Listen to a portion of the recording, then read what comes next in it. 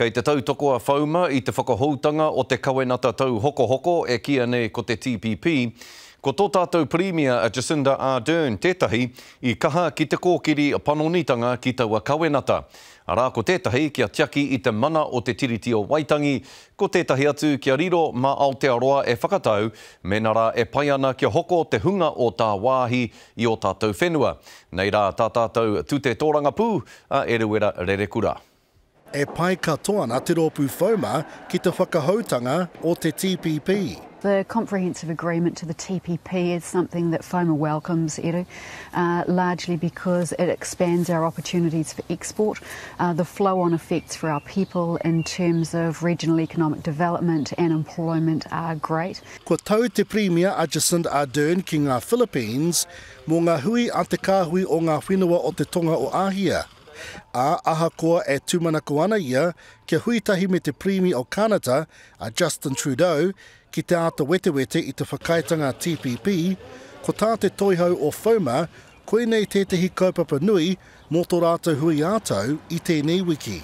We have Rod Oram and Burl's Chief Economist, Dr. Ganesh Nana, speaking to us on Saturday at the Rotorua Event Centre. And so they will be giving us their view on the economy, on trade, on agreements, and also the export path, not only for New Zealand and Aotearoa, but also for Māori. We need to bring this agreement back to our Select Committee process and make sure that the public and the Parliament has a chance to assess again this final agreement. I whakatū te rōpū whauma i te tau ko tahi mano, iwarau, waru te kau māwhitu. Koia te whatunga ohanga Māori nui o te motu, hei māngai mō ngā manatū Māori ko tahi rau rima te kau.